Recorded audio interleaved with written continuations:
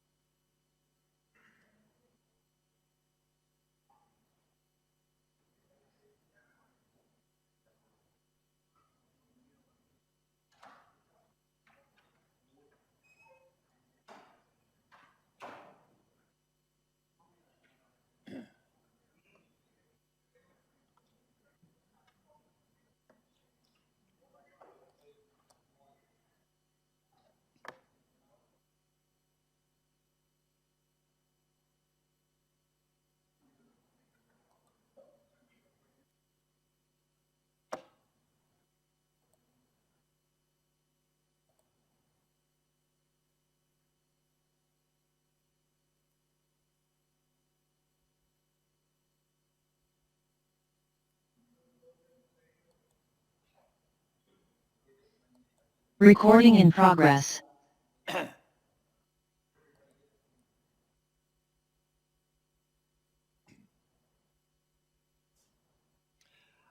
Okay, good morning everyone.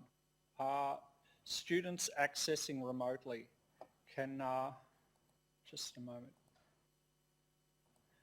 Students accessing remotely, good morning. Could one of you please let me know if you can see the PowerPoint slide with the acknowledgement of traditional owners, and if you can hear me obviously. So students accessing remotely, if someone could please type. Okay, all good, thank you. All right, great. Also, students accessing remotely, there were some comments last week saying that the slides were a little blurred, that they weren't focused properly. I don't have any control over that, I'm sorry. If that's a problem for you, please note that what I'm doing is I'm going through the PowerPoint slides for week 2, so you can open them yourselves right now. And so, you can go through the slides that I'm going through. Okay, good, thank you. All right, good morning everyone. Unfortunately, I still don't have this screen operating, even though most of you are on that side. Hopefully you can see the slide here and that you have the slides open before you. Also, you can see them on the sides here if that's of any help. I'll try and get this fixed for next time. All right, we begin as usual with the acknowledgement of traditional landowners. The Deakin Business School would like to acknowledge that the site of the Burwood campus is located on the land of the Wurundjeri people. The Geelong waterfront campus is located on the land of the Wathoran people, and the Warrnambool campus is located on the lands of the Gunditjmara people. They belong to these lands, have walked in them for thousands of years, and continue to care for them and to nurture them.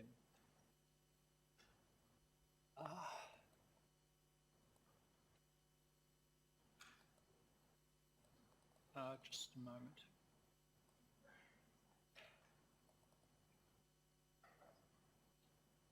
All right.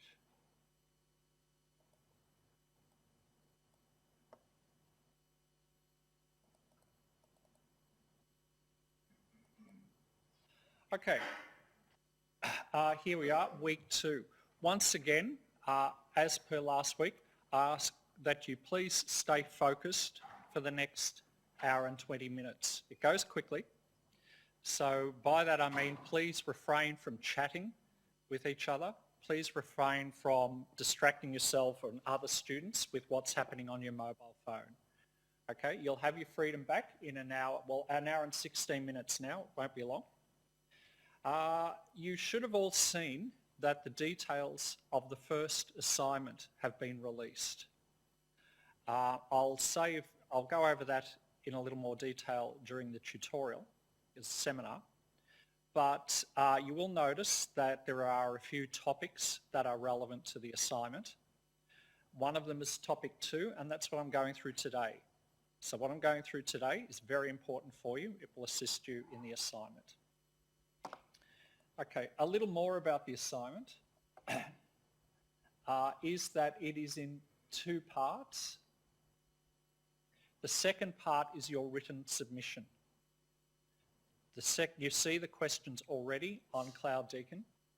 I think there are 2 questions. So there are made-up stories, hypothetical fact scenarios, and you are to decide which rules are relevant to those situations, which rules are relevant, and apply them to those facts. That's for the second part of the first assignment.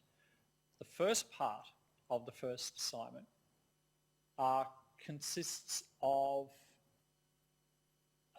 let me just see, just a moment. Mandini's asked, it must be written on a Word document and submitted online. Those instructions are in the document. If you read the instructions, you'll see that. So it must be written on a Word document and submitted online. The details are in the web page, are on the document including all the instructions. So do you see in the first bit here, Progressive Assignment 1, Mini Case Studies, note Part A, Quiz. So the first part is a quiz. I believe they're multiple choice questions. And from memory, I think it's 5%. And from memory, I think the written submission is about 15%, so that the total is 20% of your entire mark. Please note that you only get marks for Assignment 1, Assignment 2, and the exam at the end. You don't get marks for anything else. Okay?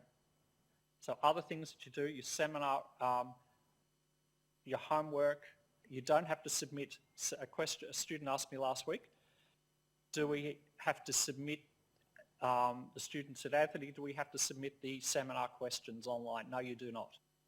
Okay. I go through the suggested answers to them in the seminars. You don't have to present any written seminar questions. You don't get marks for anything else. You don't get marks for attendance. You don't get marks for anything other than Assignment 1, 2, and the exam. Okay? All right. Please note it's due on 8 p.m. of Friday of week 4. Well, this is week 2 already. Okay. And please note you cannot submit your written answers if you haven't completed the quiz first. All right? Also, with queries on the assignment, please read through the discussion board. In the discussion board, there is a section there, just questions on assignments. Now, many students have already asked questions, and those questions have been answered. So please read through those questions first. And if you still have a question, you can post it there. But the query that you have in your mind might already be answered on the discussion board. All right. After that, we have the second assignment. Up to which week's content will be for the first assignment? Mandini, please look at the instructions on assignment 1 and it will tell you which topics. One of the topics is topic 2 that I'm going through today, but please read through the instructions. It clearly states what topics are covered, what topics are included in the first assignment. All right. Now with the second assignment, that's due on Friday week 8. Again, the question itself has not yet been released for assignment 2. The question for assignment 2 questions will be released 3 weeks before the due date. But please note that there is a legal research, there is an online program that you must go through yourself first. I'll just bring your attention back to the home page for this subject, just a moment.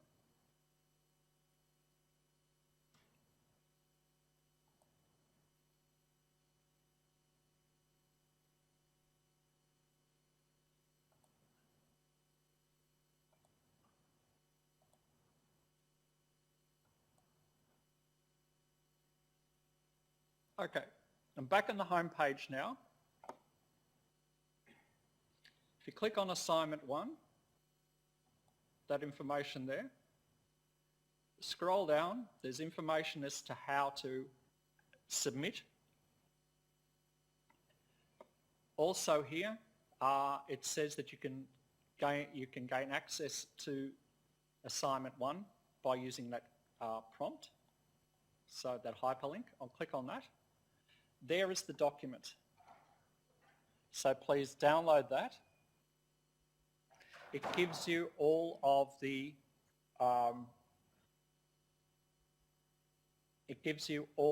instructions that you need. There it is, specific requirements. This assessment is based on your course materials for topics 1 and 2. So today, I believe, is topic 2. Last week, topic 1. It's not a research task. What that means is the information, that the rules that you provide must come from the rules that were taught to you here, the rules that are in the corresponding chapters of the textbook. Please do not go and Google answers, because chances are you will get rules that haven't been taught to you, that only may or may not be relevant, and you won't get any marks for it. Okay? So please note that carefully. I don't want anyone to be disappointed. So please, and many students do this. We teach them the rules, they're in the textbook, and they're in the PowerPoint slides. We go through them in the seminar questions, and yet a minority of students come up with rules that haven't been taught. So obviously they're Googling them somehow, and they don't get any marks for it. So I don't, obviously they'll get a very disappointing mark. I don't want that to happen to any of you. All right, you don't, I'll go through this again in the seminar. So I'm not going to spend too much time here, but I'll just point out that that is the information for assignment 1. Download this, read it slowly and carefully. Okay, there's a lot of things to note here, so take your time. All right, now with assignment 2, it too is in 2 parts. But the first part is not an online quiz so much. The first part is this. Do you see here? Legal Research for Commerce Units module. If you click on Content on any page, scroll down the column to the left, you'll see Legal Research for Commerce Units module. Please click on that. Now again, there's the introduction to it, and you see that there's a further hyperlink at the top here, Legal Research for Commerce Units module. Click on that. All right. Now as you scroll down, you see there's an interactive tool with a number of pages. You have to work through that yourself. There are questions in there that have to be answered. It teaches you skills that you need in order to do the research required for assessment 2, assignment 2. The system will not accept your written answers for assignment 2 unless and until you've completed this. But you need to understand, you're not going to be successful in assignment 2 if you haven't done this first, because you won't know how to do the research. So this teaches you how to do research, okay? I'll be talking about this more in future. This is relevant for assignment 2, not assignment 1. All right, now I'd like to put that aside and come back to the content for today. All right. This slide, next slide 5, is a recap of what we looked at last week. Okay. So week 2, topic 2. And now we're getting into, we're commencing our study of the rules of contract. Okay. We'll be looking at an introduction to the law of contract. And as I mentioned in the seminar, there are a few elements that must exist before a contract can be said to exist. By elements, I mean like necessary ingredients. Okay, like necessary ingredients. Unless you can say yes, that all those ingredients or elements are there, you do not have a contract. If one of them is missing, you do not have a legally binding contract. So we're working our way through those elements. The first one is offer. Then we will look at acceptance, and after that, intention to create legal relations. We're doing all that right now. Okay, so an overview of contract first. What is a contract? It's an agreement between 2 or more parties. It's usually between 2, but it can be between more than 2. It creates rights and obligations which the law will enforce. So it's a legally binding agreement. Okay. Now we have a heading here, simple contracts, and also contracts under seal, or otherwise known as formal contracts, otherwise known as deeds. Simple contracts. Now don't think that just means a simple contract would be one where someone is buying or selling something that's inexpensive. That's not the case. So let's see what simple means here. The majority of contracts are simple contracts. They can be verbal or they can be written. Please note the vast majority of contracts do not have to be in writing to be valid. So you can have contracts worth millions of dollars. They don't have to be in writing to be valid. Okay. Obviously, if you're buying something that's very expensive, it's wiser to have your contract in writing. You always have the option. You always have the option. The parties are always free to say, we agree that our contract should be in writing, even if the law doesn't require it. But there are only certain instances where the law says it must be in writing. And we will look at that later. But just to let you know, they are for land, anything to do with land, employment contracts, contracts where the lending of money on credit, and some other areas. We'll look at that later on. Okay.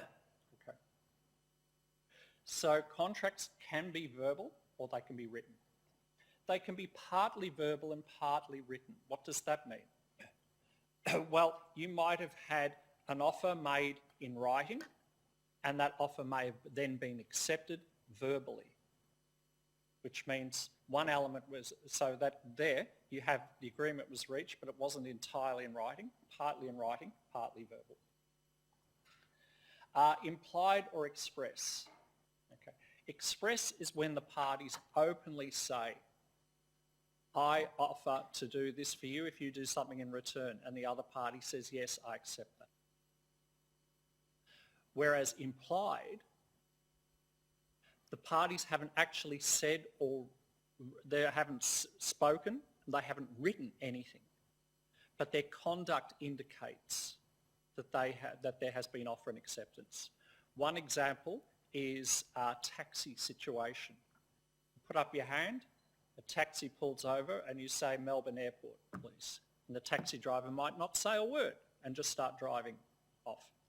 Meter is on, and then you arrive at the airport. There's a contract for you to pay that amount. Okay. Online, arguably, online contracts too are no words are being spoken. You might just click OK. Anyway. Now, consideration is required. We look at that in more detail next week. Consideration is what the other party promises to do in return. We'll see that next week. Okay.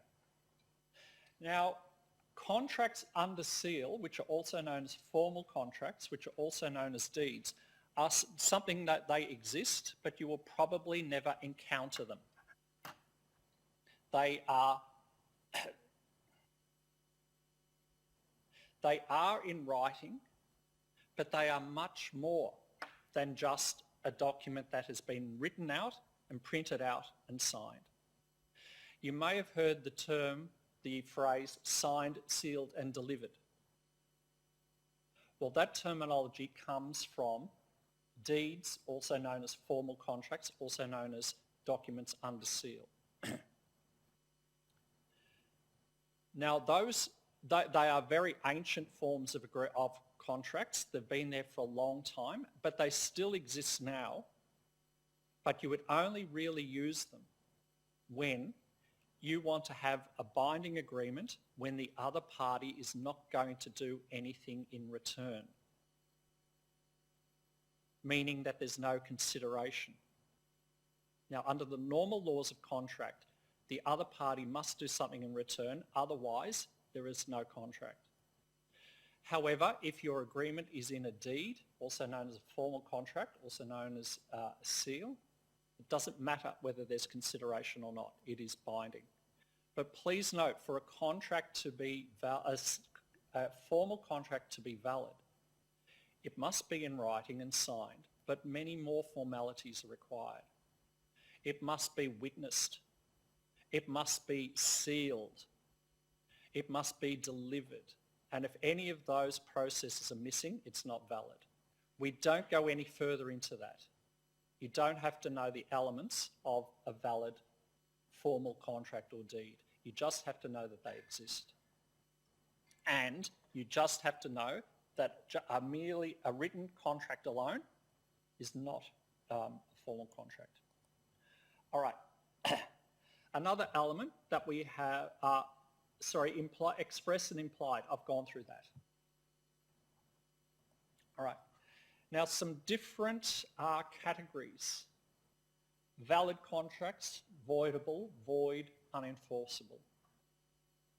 A valid contract is a contract where all these elements are present. It is then enforceable against both parties, meaning both parties must do what they promised to do under the contract.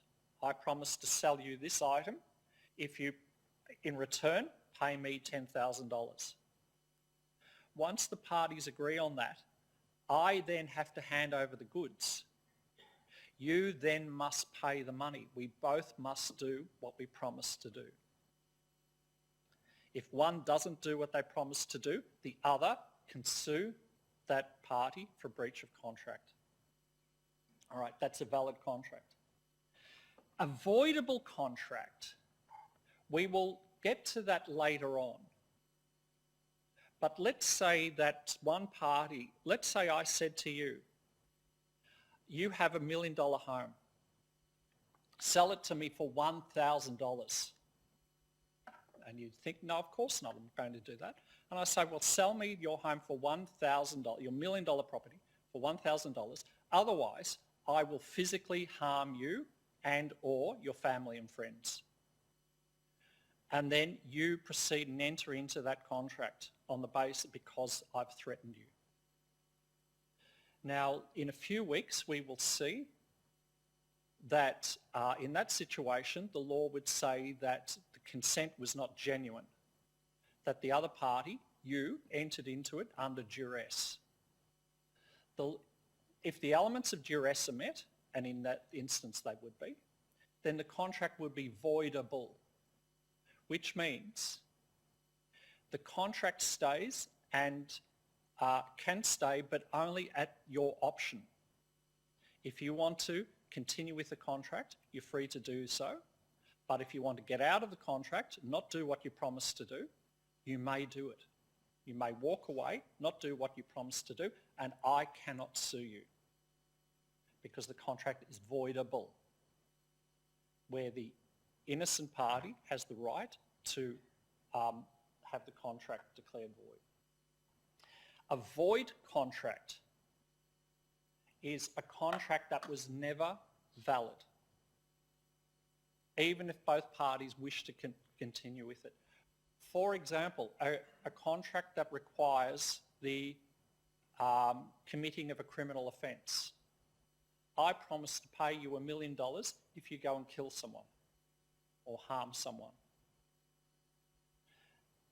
Now, such a contract is void. It's never valid, even though there was offer, that offer was accepted and there was consideration. The law says a contract that involves a breach of the criminal law is void. It's not, it cannot be upheld by any court. No court can enforce it. All right. Then we have an unenforceable contract. Now, in this instance, the law says, for example, in certain situations, if you enter into a contract for the purchase of land or renting property, it must be in writing. So there must be offer, and that offer must have been accepted in the presence of consideration. But because it's for land, it must be in writing. Now, let's say you have a situation where two parties enter in a contract for land. There's offer, acceptance, consideration, but they don't bother putting it in writing. And then one party won't pay the money for the land. The other party, the seller, takes the buyer to court. You would find that the court would say your contract is unenforceable. You have a contract, there was offer, acceptance, consideration, but because the law said that contract had to be in writing and it wasn't, the court has no power to command either party to do anything. So it's go home, it's bad luck. Okay? Contract is not enforceable, unenforceable. All right. As we see, this is the list of elements. Offer and acceptance we're looking at, and intention to create legal relations. Other elements there, consideration, I've mentioned what that is. We will also in future weeks see capacity. Now these are terms that look like they have ordinary street meanings, but the understanding that you have when you walk in the door here, the understanding of the person in the street of what the word capacity means is not the same as what capacity means in contract. Capacity might say, what's the capacity of this room? Meaning how many people can it accommodate?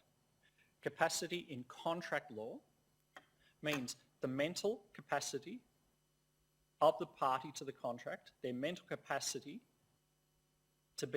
of being able to understand the consequence of what they're getting into.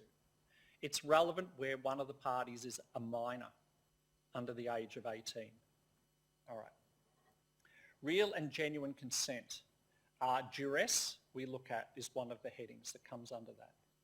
Legality of purpose and objective. Okay, we'll say more about that when we get there. But today we're just looking at the first two, offer and acceptance and intention. When there is offer and that offer has been accepted, it is said that you've reached a stage called agreement. If there's been an offer made and the offer has been accepted, the court says you've reached a stage called agreement. But the other elements must also be in place before it's a valid contract. All right. I'll give you a little heads up about intention. Intention doesn't just mean that the parties were serious or had made up their mind. That's what it looks like at the beginning, but it's not quite that simple. Intention will be relevant, as we will shortly see, where the parties are friends or family or people in a social situation. So if you're told that person A and person B enter into the contract, they're brother and sister, parent and child, they're friends, they study together, they're in a gardening club, a political club, a book club, a sporting club, they share the same flat. Please note this element will be relevant. Did they intend to create legal relations? The outcome might be yes and the outcome might be no. And if the answer is no, it means the contract is not binding. But if you are told that a person walks into a shop and buys something from a shop, then the court will assume that this element is met. No more discussion need be made. Only discuss this when parties to the contract, friends, family, people in social situations. All right, let's start with a little more detail now about offers. An offer is necessary to start an agreement. Offers are proposals by one party to enter into a legally binding contract with another when that other party accepts. They require intention to be bound if or when accepted. Offers can be written, verbal, or implied by conduct. They usually include a firm promise to do something. I promise to sell you this watch if you pay me this amount of money. But they can also be a promise not to do something. Out-of-court settlements are examples, just one of the examples. You have caused me loss. I have a right to go to court, and I think I've got a very good case of, and if I'm successful, I should be able to claim $10,000 from you. I've got a very good case, a very good chance of getting that. However, I will make you an out-of-court settlement. If you promise to pay me $5,000 now, I promise not to do something. And what is that? Ladies, are you following, please? Ladies right in front, hello, yes, you and you. Okay, please stay focused. I promise to pay you $5,000 now. If you pay me $5,000 now, I promise not to do something. I promise not to take you to court. I promise to abandon my claim against you. That's an example of where an offer is a firm promise to refrain from doing something. All right, this is very important. Invitations to treat. Okay, please keep your phones on silent. An invitation to treat. Not everything that looks like an offer is necessarily is. It's very important to know. Advertisements. Shop displays. You know what a shop display is. You're walking past along the street and here's the glass window of the shop and they've got items in the window with prices, items that the shop is trying to get you interested in buying. Catalogues, as I said, you can get them online. They can be junk mail in your letterbox. Advertisements wherever they happen to be. Now, the general rule is that they are not offers. Even if they include the word offer, they're not necessarily offers. If it just says JB Hi-Fi, we know them, never to be repeated offer. This TV at this price, even if it has the word never to be repeated offer, if it's just this item, this price, whether there's price or not, the law says that's not an offer. It's an invitation to treat, ITT. Now you might think, I don't know what on earth that phrase means, invitation to treat. I'll tell you what it is. The person who is making the advertisement, putting the shop, the people who are putting the items in the window, who are making the advertisement, They are inviting other people to come and make an offer. That's the key. That helps you understand. Invitation. Who is inviting? It's the shop inviting members of the public to make an offer. Okay? Please keep your phones on silent.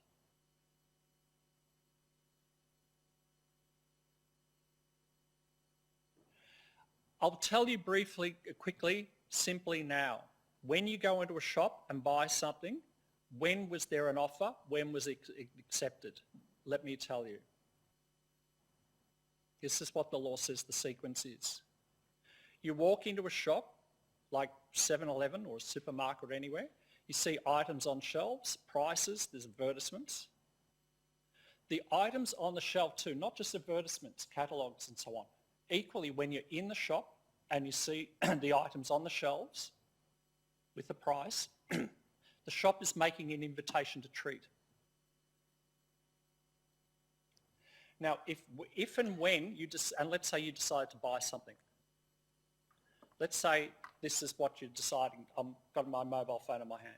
You want to buy this. Let's say it's whatever, it's the item that you want to buy. I'll tell you when an offer happens and when it's accepted.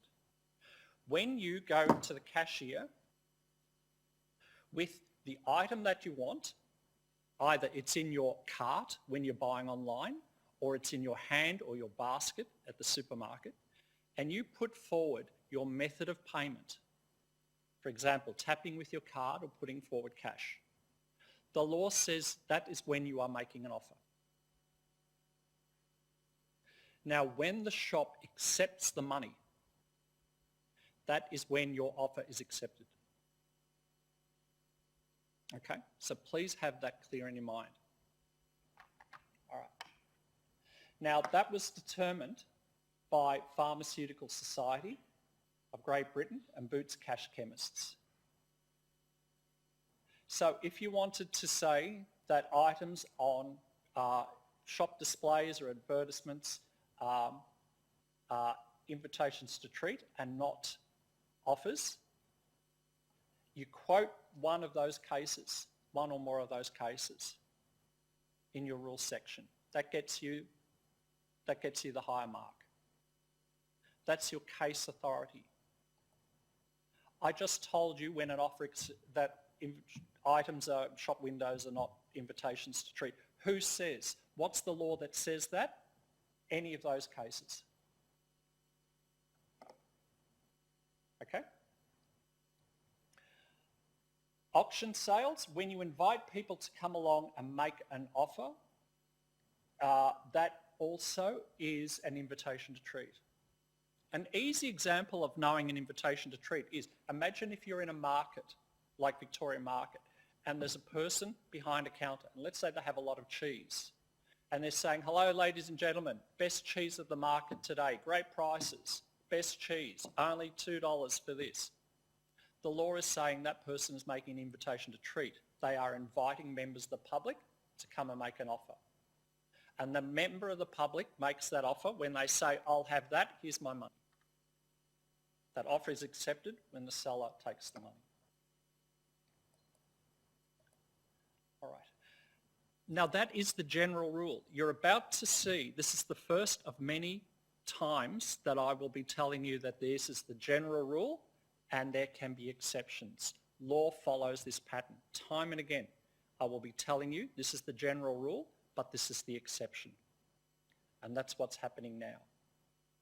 As I've said, items in advertisements and so on are normally invitations to treat, but not absolutely 100% of the time. This is a very famous case. It's one of the most important cases in contract law.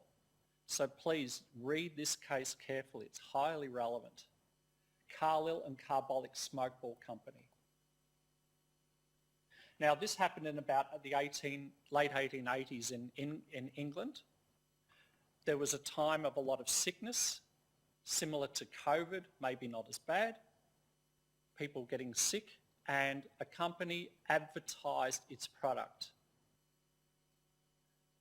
So it put a newspaper advertisement and it said this is, we have this medicine and it will do all these things that it couldn't do. Okay? It was a case of quackery. I'm not sure if you know what that term is. False medicine. It said if you use this, you won't get sick. And if you do get sick, this will cure you. It even said, for example, this will even cure asthma. Even today, 100 years ago, 100 years later, there's still no cure for asthma. But the advertisement also said, I'll just scroll down, that's slide, sorry, just a moment.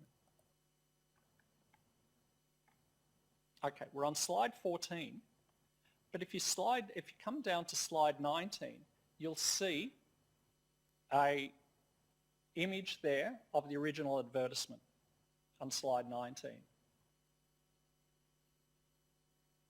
Now, do you see what it actually did though? Unlike most advertisements, it made a guarantee. It guaranteed an outcome. It said, if you take this medicine, use it as directed, and you still get sick, then we promise to do something in return. We promise to pay you £100, which was a lot of money. That's more than a year's wages for the average person, much more at that time. So you buy this product, and if it doesn't work, we promise to do this in return.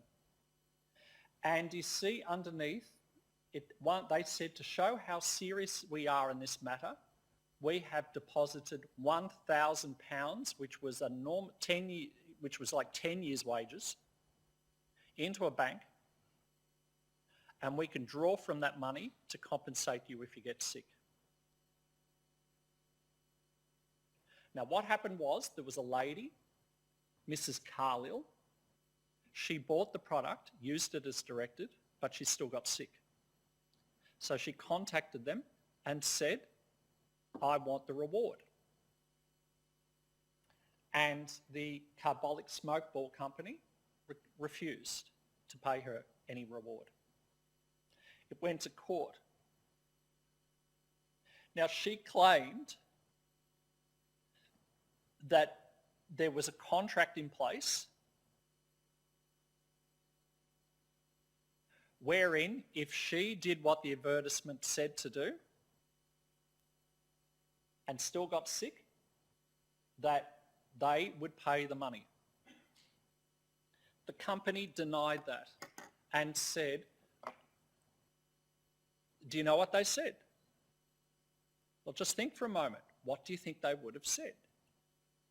They would have said, advertisements are invitations to treat. Invitations to treat are not offers. We never offered you a reward. That wording was only within an advertisement, and advertisements are only invitations to treat. The court said advertisements are normally invitations to treat. However, in this instance, the Smoke Ball Company went further and put a binding offer, a valid offer in their advertisement, which meant the advertisement was not an invitation to treat. The advertisement was in fact a valid offer. Why? What is so different about this advertisement that makes it an offer and not an invitation to treat? The fact that the Carbolic Smoke Ball Company made a promise by saying, I promise to do this for you if you do something in return. Now that is a definition of an offer. If ever you say to someone, I promise to do something for you if you do something in return, you've made an offer. If they accept, you're bound. You must do what you promise to do. Most advertisements don't contain such promises. Therefore, most advertisements are not offers, but this one was. Okay. Now, I'll just come back to where I was. Yep.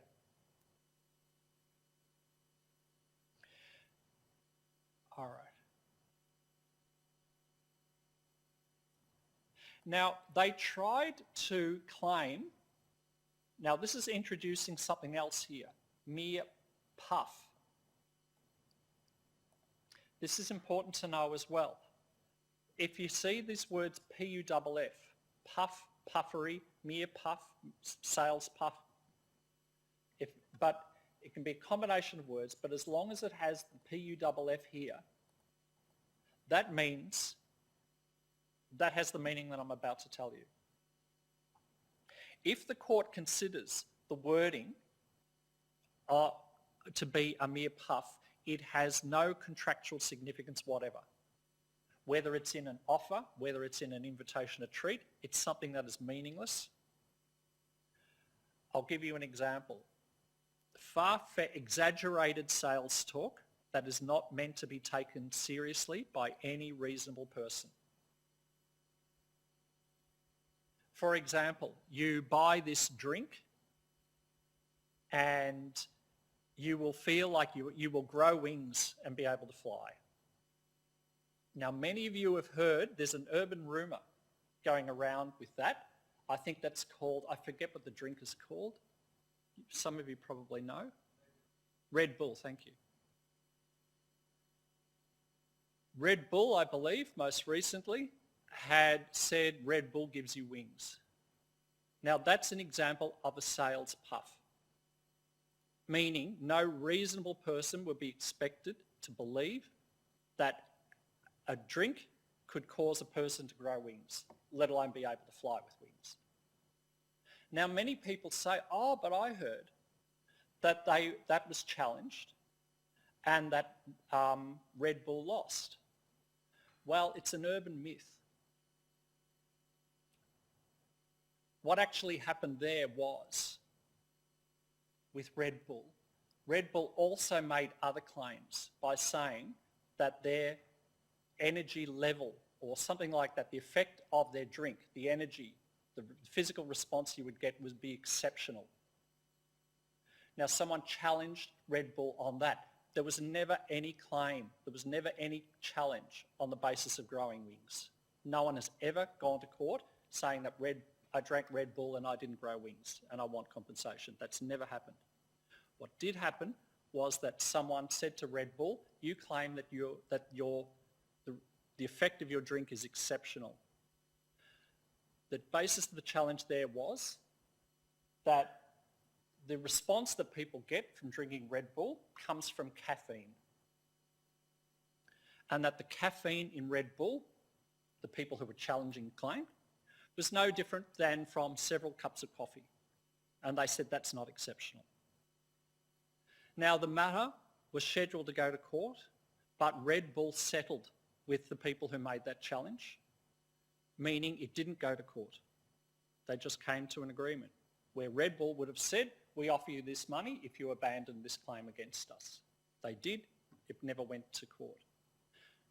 And that was the end of the matter. But it's become an urban myth where people think someone was successful in going to Red Bull saying, I drank your drink and I didn't grow wings, pay me money. That never happened. And there is no way on earth, and it never happened because no lawyer would ever say to someone, you have a chance of success. You wouldn't. All right. So that's a puff. Now here in carbolic smoke ball, the carbolic people said, all right, if it's, well, another way, they looked for many reasons to avoid their obligation. One was by saying, we didn't make an offer, it was just an invitation to treat. The court said, no, we disagree. It was not an invitation to treat, it was an offer. Carbolic then said it was a mere sales puff. No person, reasonable person, would be expected to take our claim seriously. The court disagreed and said, again, the fact that you declared that you put money in the bank there showed, and also the fact that medicine, it's possible that medicine could be invented that could do these things. It's not a sales puff. By the way, here, the Harrier jet case, Leonard and PepsiCo. What happened here was PepsiCo had a drink and said to people, you buy our drinks and you buy a certain number of drinks, send in receipts or labels or something like that to show that you can support these many drinks, and this is what you'll get in return. And there was a photo of a military jet. So one person did follow the instructions, but what they got was a little model of a military jet. And they then said, you've breached the contract. I want an actual military plane, which at the time would have cost $700,000.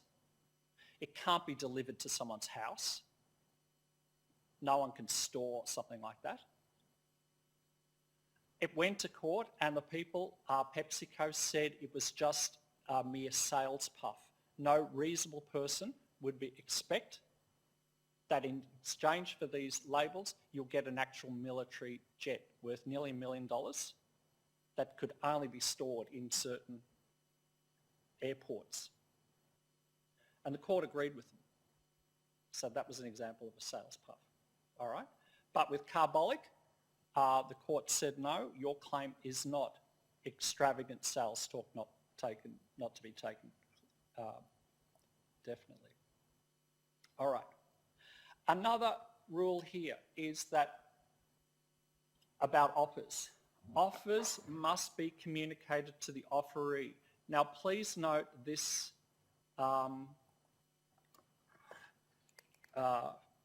terminology. I'll just write it here for the moment. Offeror is the party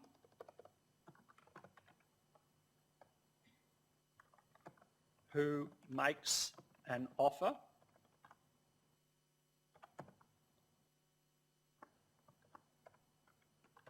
Offeree is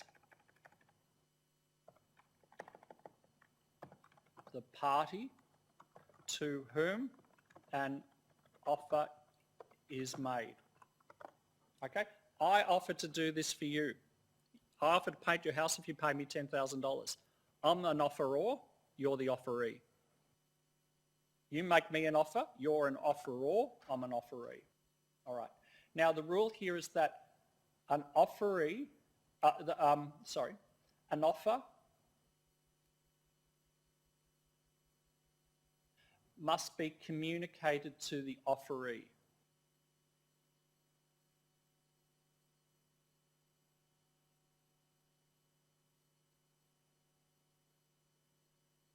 All right, just a moment.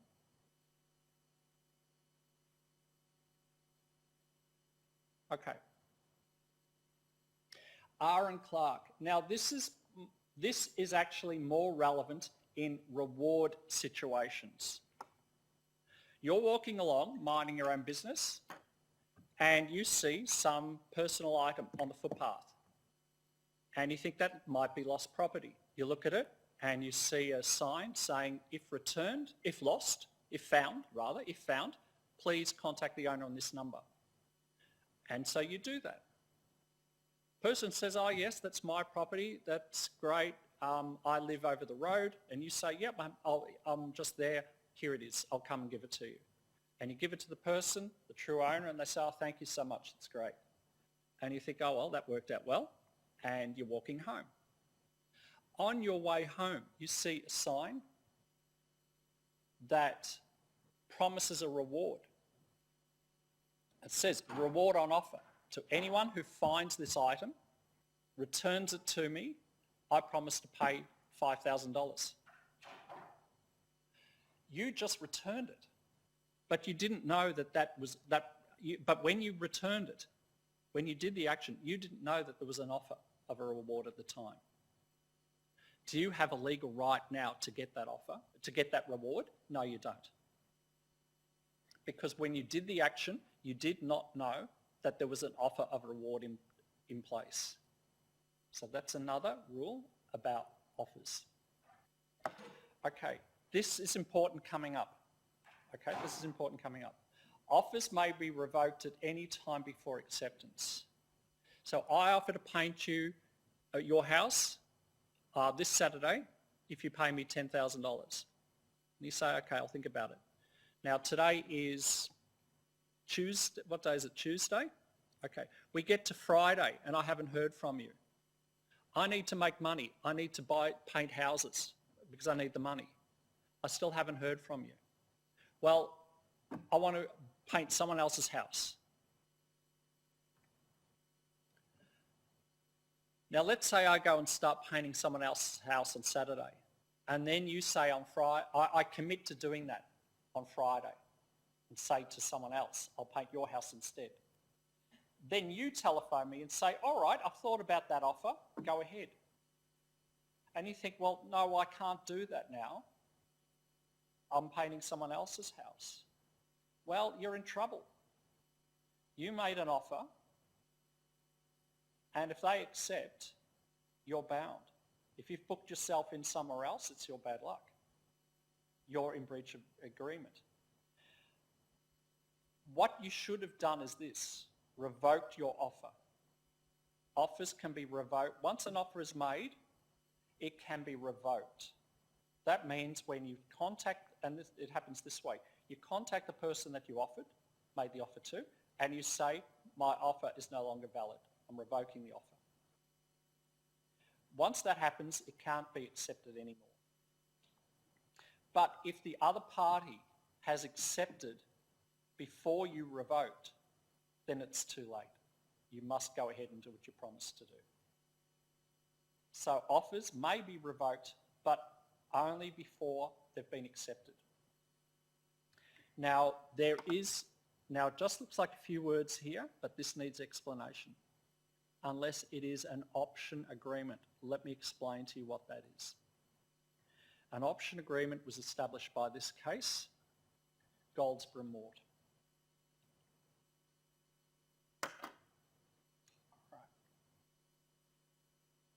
Needs a bit of explanation, so please stay with me.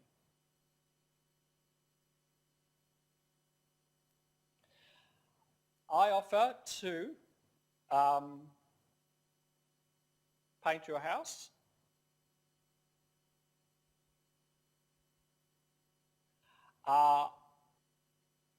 In 6 weeks' time. I offer to paint your house from, what is it now? From 1st of January. And I promise to paint your house for $10,000. I'll start on the 1st of January. Now you want your house painted and you're happy for it to happen in January. But at the moment, with inflation and shipping and problems with supplies, shipping, prices are very volatile at the moment, particularly with imported goods, but with anything. We can't know. So once January comes, the price of getting someone to paint your house might have gone up from $10,000 to $20,000. Prices might go up that much. Alternatively, once the time January comes, you might be able to find someone who could paint your house for only $6,000. So you're thinking, I'm making an offer to you, I promise to paint your house for $10,000. And we'll start in January. And you're thinking, well, that might be a good price, but it might not. If it goes up to $20,000, I'll be thinking, wow, I'm glad I agreed to the 10. But if the price drops by January, you'll be thinking, that was a bad deal. I regret it. What am I going to do? Well, one choice that you have is to do this, to enter into an option contract. This is how it works. I say to you, all right, independently of the $10,000 price, independently of that, if you pay me $3,000 now, I promise to keep the choice open for you until the 1st of January, meaning until the 1st of January, you can say, yes, I agree to have my house painted for $10,000, or thank you, Anthony, but no. I can get it cheaper somewhere else, and I don't want to go ahead. I can promise to keep that offer open to you and to you alone until, let's say, the 1st of January. So that's a new promise that I'm making, a new contract, a contract here saying I promise to keep an offer open to a certain time if you do something in return. Pay me $5,000 now. And you might agree. Now that then is called an option contract. Now what do I have to do in return? I have to keep that offer open to you and you alone until the 1st of January, meaning that up till that time, you can come back to me and say, Anthony, I accept, start painting on 1st of January, here's the $10,000. Or you have the option of saying, no thanks, I don't want to go ahead with it. I don't get my house painted, I don't have to pay any money. But for you to have that choice, you must do something now. Pay me $5,000 to lock in that option, that choice. That's what an option contract agreement is. Okay? How does an offer end? I offer to paint your house if you pay me $5,000. You say, no thanks. Now that you've rejected my offer is now cancelled. You can't then come back and say, oh, I've changed my mind, now I accept. Once you reject, the offer is cancelled, it's finished. It can no longer be accepted. Or if I say to you, and this is quite common, I offer to paint your house if you pay me $5,000. My offer is valid until the 30th of November. Now let's say 1st of December comes, I haven't heard from you. The law would say the offer has lapsed, meaning it's expired. If you then come to me on the 1st of December and say accept, it's too late. The offer is no longer there to be accepted. Now sometimes parties make offers, but they don't state what the time would be in which it would remain valid. For example, I could say to you now in the 14th of November, I offer to paint you your house for $5,000. And I don't say that it's valid until a certain time. Now you come to me in June or July next year and say I accept. And I say, sorry, it's too late. And you say, well, Anthony, you didn't put in a time limit. We could go to court. And the rule that the court follows is that offers lapse after when the parties agreed that they will lapse, or if there was no such time, when a reasonable period expires. Now, how long is reasonable is up to the courts to decide. This is important here, a counteroffer. I think most of you know what a counteroffer is. I promise to paint your house for $5,000. You say to me, Anthony, make it $4,000. What the law says what you have done is made a counteroffer. The effect of the counteroffer is to cancel the offer, my initial offer. So if I say I promise to paint your house for $5,000, you say make it $4,000. I say no, that's not enough. You can't then say, all right, I accept the $5,000. Because when you made the counteroffer, it cancelled my first offer. Now you might say, let's say this happens. I have to paint your house for $5,000. You say make it $4,000, and I say no. Then you say, all right, the original $5,000. You are, in fact, making a new offer. Okay, please have that clear in your mind. I have to paint your house for $5,000. I've made an offer. You say make it 4. You've made a counter offer. That has cancelled my initial offer. Now, once you make a counter offer, I could then accept it and say, all right, 4, or I could reject it and say 4, no, that's not enough. Now, if I reject it, your counter offer is over. I offer you something and you reject. The offer is over, is invalid. You make a counter offer and I reject. Your counter offer is invalid. It's over. If you then insist upon my first offer, the law says you are actually making a brand new offer, which I can then accept or reject. The case, who says that that's the law? Hyde and Wrench, that case.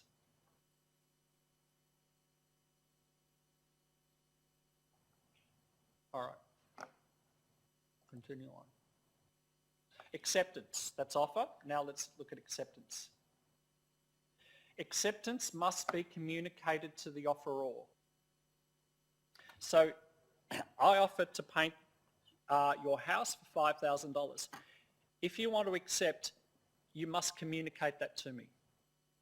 Now it's nice and easy if you do that by words or in writing. It can be made verbally or it can be in writing. But it can also be done through behaviour or conduct. Here's the case, Mason Internal Holdings. Let's say I say to you, I offer to sell you this cake. You don't say, yes, I offer to sell you this cake for $10. You start eating it. And I say, oh, pay me the $10. And you say, no, I didn't accept. I didn't say yes. I accept. I didn't email words to you. I didn't say yes. I would say, but you are enjoying the benefit of the product by your behaviour or conduct is indicating that you've accepted it. You're starting to consume the product. You're enjoying the benefit of it. That means you've accepted it. That's what was established in that case, Internal Holdings. Please note, you cannot insist on silence. This is the general rule, but we'll see an exception. I promise to buy your house, your $1 million property. I promise to buy it for $500,000. And if I don't hear from you by 6 p.m. tonight, I'll take it that you've accepted. The law says that's not valid. But there can be an exception. Because in this carbolic case, another reason why this case is so important, because it establishes so many rules. Here in the carbolic, people said, well, Your Honour, if it was an offer, have you got a question?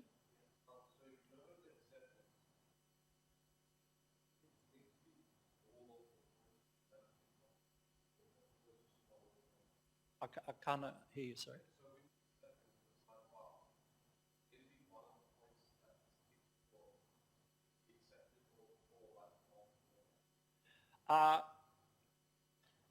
You're talking about this slide or above? This one? Here?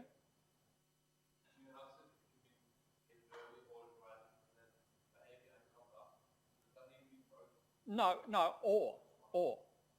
Either. I mean, if I say I accept, that's the end of it. But let's say I haven't accepted, but I've started to use the product, so it's or. All right, I'll come down here, back to carbolic. Carbolic said, all right, if we did make an offer in that advertisement, Mrs. Carlisle never accepted, she never communicated any acceptance to us. And Your Honour, the rule is that acceptance must be communicated. The court said that is generally the case, except if the offer is made to the whole world, communication doesn't have to be communicated. For example, if you see a reward sign outside, anyone who finds this and returns it gets a reward. You don't have to, and you find the product and you're going to return it, you don't have to communicate to the person, I hereby accept. See, and if an offer is made to the whole world, what does the whole world mean? Well, here's an example. I offer to paint your house for I offer to paint your house for $5,000. That is not an offer made to the whole world. That's an offer made just to you. But if I put up a reward sign, anyone who finds this property, returns it to me, gets $5,000. That's an offer to the whole world, meaning to anyone who does that action. That's what happened in the carbolic smoke case. It said anyone who buys this product, use it as directed, still gets sick, we promise to do something in return. The court says it's not necessary to communicate acceptance when if the offer is made to the whole world. All right. It must be unconditional. So if I say to you, I offer to paint your house for $5,000, if you say yes, but if you also do something else as well, that is not acceptance.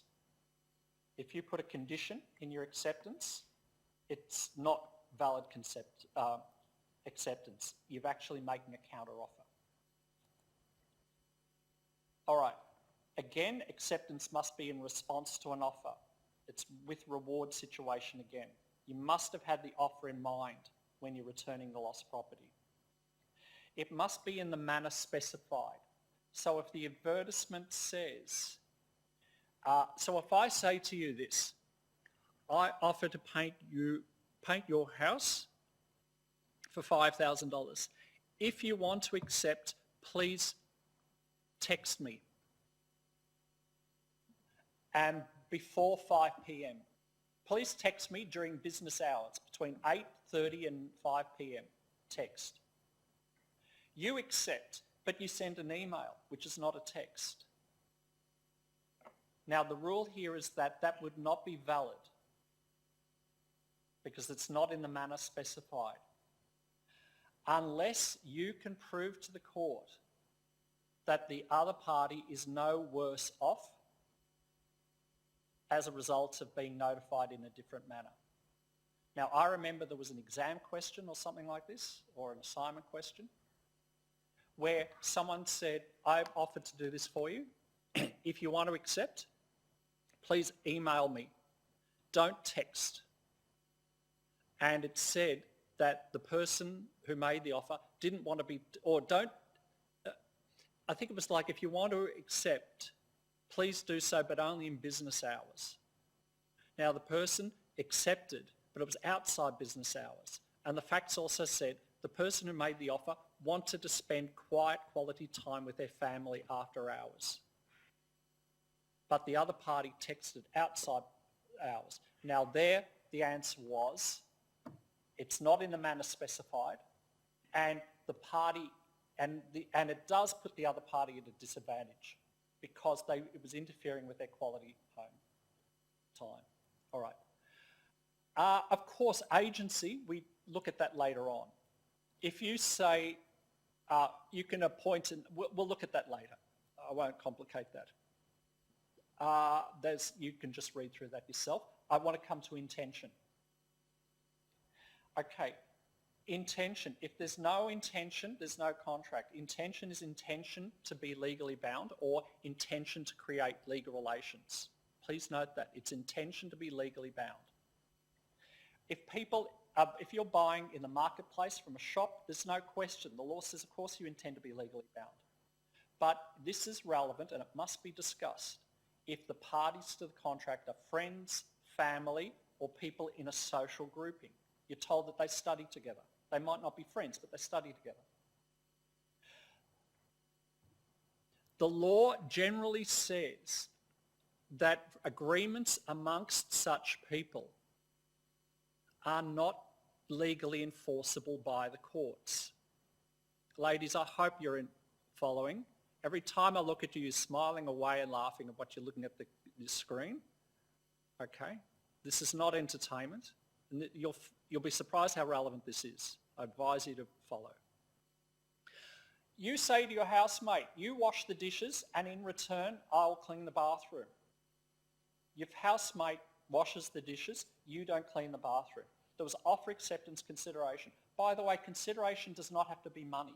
It just has to be something else tangible. Now that's a perfectly valid contract. Could you take the other party to court?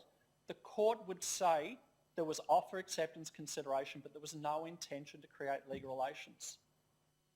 The parent says to the child, wash the car and in return, I'll give you an ice cream. The child washes the car and then the parent says, I'm not giving you the ice cream because you were naughty. Is that a breach? There was a contract, it was breached, but you couldn't go to court over that because the court says domestic agreements among, and friends, family, it's because often the matter is too insignificant. However, in some instances, the court will recognise that even though the agreement was between friends, family, or domestic people in a domestic situation, in some instances the court will say we are convinced that the parties did in fact intend to create legal relations, therefore it's valid. In order to determine that, the courts apply an objective test. Now what happens is, you've got one brother and one sister, let's say. The brother, they say we did enter, there was offer acceptance consideration. The brother said, I didn't intend to create legal relations. The sister said, well, I didn't. The court will have, and they go to court, the court will say, what would a reasonable person on the outside think looking at this situation? Now the court will make a decision and the decision is going to upset one or the other.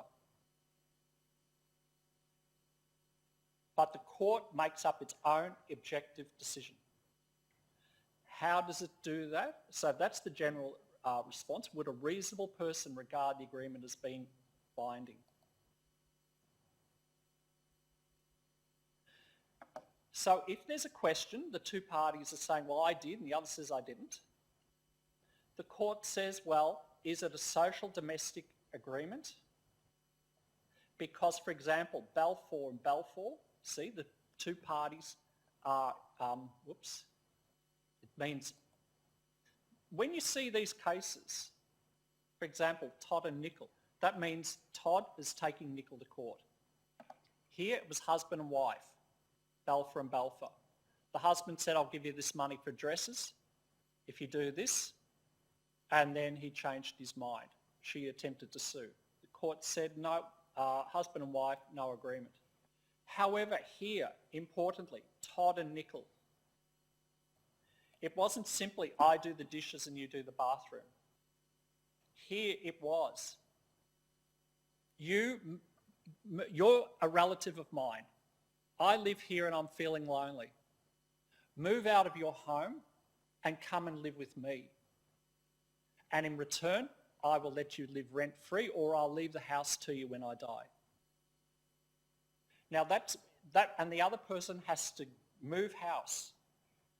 They might even have to move towns, meaning they have to give up at work. They might even have to move countries. Now here the court says it's such an insignificant matter. One of the parties has significantly changed their position. It's not just like I went and did the dishes. Now, this case homogenous, ever you have a question on intention, always quote this High Court case, the homogenous. It just says that the facts must be determined on its merits. Presumptions are there. The court will presume that if they're friends or family that they didn't intend to create legal relations unless it was a very serious matter, something very expensive, or it requires some person to change their life quite radically. But presumptions are a guide. They're an aid to intention. It's not a strict rule. Okay. Now, if you have a business, okay, so social agreements, they might be outside family, but they're still friends. It's the same rule. I arranged to meet you for coffee and you don't turn up. We're friends. And I went and spent money getting a car park to meet you for coffee and you didn't turn up. So that car park I had to pay was $20. You owe me $20. Court, no, that's too insubstantial. But if I moved house in order to comply with our agreement and we were friends and family. The court would say, well, that's a very serious repercussion. And so the party's intention was found there. But if you've got businesses or just ordinary commercial matters, you go to the shop, the court says, we presume that the parties did intend to create legal relations. There can be, it's a very rare, it's very rare, but it's possible that business people could say to each other, we're going to reach an agreement. They used to be called gentlemen's agreements. That terminology might be a bit old-fashioned now. But they were saying, I have to do this for you if you do this in return. But we agree that we do not intend to create legal relations. We're not friends, we're not family, we're not in a social agreement, a social situation. We're business people. But nevertheless, we don't intend for this to be legally binding. They used to be called gentlemen's agreement, where people would say, you just have my word that I will do what I promised to do, my honour as a gentleman. And if the court is convinced that those parties agree to that, then the court will say, yes, well then that's how it will be. You did not intend to create legal relations. Even though you're not friends, family, or people in a social grouping, business people, but if the court is convinced, and an easy way to convince is if the parties wrote it down and signed it, or if they had witnesses saying that they agreed it would not be legally binding, the court will honour that and say it's not legally binding. All right, that's this final slide. Please note there is a link there to a video on Carlisle. It's one of the more important cases. That's the end. And it's 12:21, 1 minute over. So students accessing online, if you have any final question, if you have any question or comment before I end the recording, please ask. Otherwise, that's all I have for you today. I look forward to seeing you in the seminar this week for online students. That's tomorrow night at 6 o'clock, or in person here, 1 o'clock. Okay, how do you know if a verbal contract is valid? Well, actually, this is very good. If anyone wants to hear this before they go, how do you know a verbal contract is valid? If the parties agreed, well, there's many ways. If you have a scenario and it says, Anthony offered to paint Jill's house for $2,000 and Jill accepted. If the facts state that, then you're to take that as the established fact. How do you know if a verbal, what's another way in outside homework questions? We might have a verbal contract.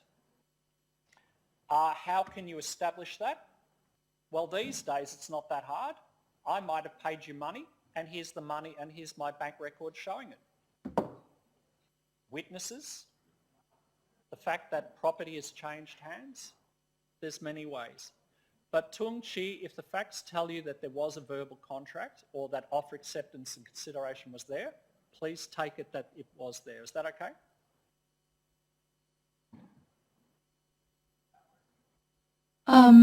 Hi. Yep. So I understand what you just said is like when there's a scenario, a very clear scenario, and both of the party have the ability to do the act, then that is the contract. Sorry, repeat that, please. So I understand what you have just said is like there's a clear scenario, and both of the party agree and have the ability to do the act, then there's a contract. Is that right? It's not so much the ability to do the contract is, I'm not sure about that. But look, in law, people always say, oh, how can you prove that? The law matters have always been in court, please note. In court, you only have to satisfy, outside criminal law, if it's not criminal, You just have to convince a court on the balance of probabilities. Now, in history, that was done by witnesses. Today, we have bank account records, we have CCTV cameras. You went into a shop, the camera shows you handing money over or tapping. The camera shows you walking out the door with a product. No written contract, well, but there's enough evidence to convince the court that it did occur. Okay, but please.